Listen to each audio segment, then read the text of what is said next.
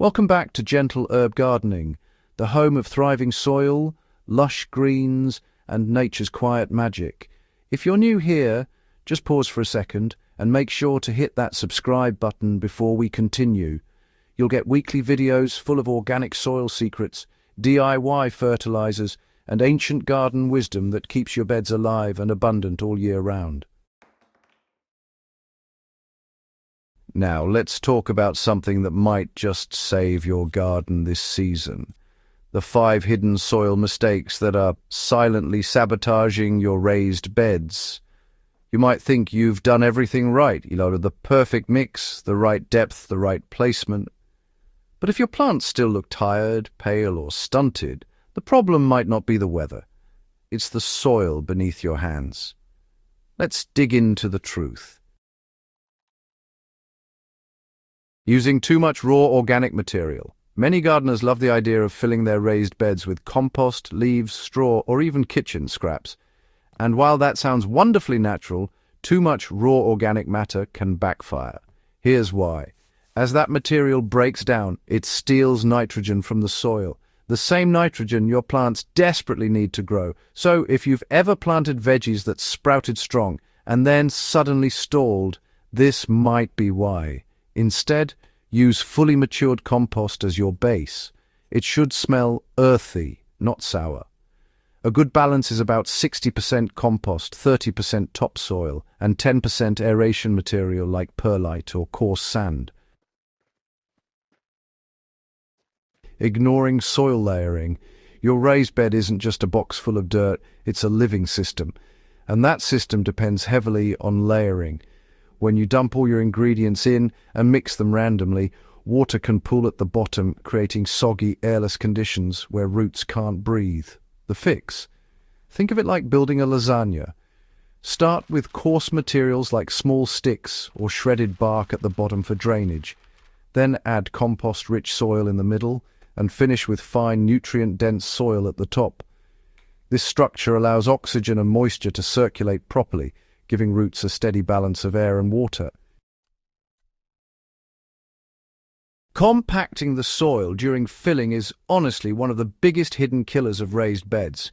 You see, many gardeners press the soil down to fit more in, or just to make it look tidy, but really doing so crushes those vital air pockets that roots and soil microbes absolutely need. A compacted raised bed is like a suffocating pillow. It might look neat, but underneath, it's pretty much lifeless. So, when you're filling your beds, let gravity do the settling for you. Don't press down or stomp the soil. Over time, watering will naturally compress it just enough, and if your soil level drops later, just top up gently with a bit of compost. Neglecting mineral balance is a really common pitfall. Even if your soil looks rich and dark, it could still be missing key minerals like calcium, magnesium, and potassium. Without these, plants just can't properly absorb nutrients or maintain strong cell walls. Most raised bed soils are high in organic matter, but, low in trace minerals. The solution?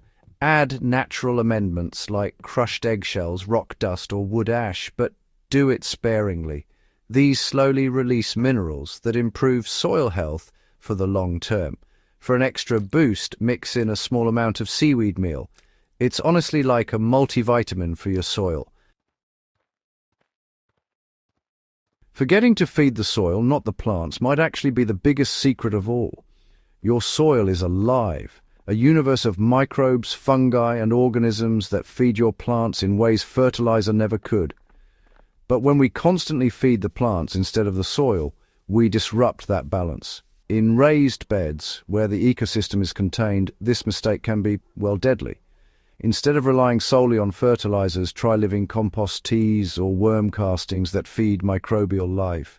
These methods don't just grow plants, they grow soil, and rich soil in turn grows anything you plant in it. Here's a bonus tip: the annual reset. Every season, raised beds lose organic matter through decomposition and plant uptake. That means your soil is shrinking, literally.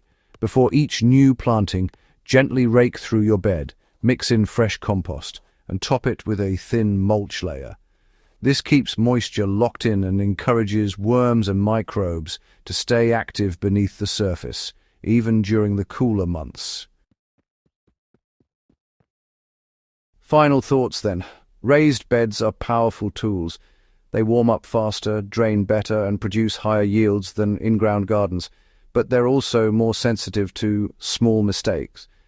When you build your soil correctly, your raised bed becomes a self-sustaining ecosystem, not just a container of dirt.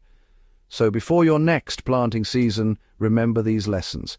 Build your soil gently, feed it thoughtfully, and treat it like the living, breathing foundation it truly is. If this video helped you spot a mistake in your own garden, give it a thumbs up. And don't forget to subscribe to Gentle Herb Gardening for more easy, natural ways to keep your soil thriving all year round. Because healthy soil isn't built overnight. It's grown, layer by layer, with care.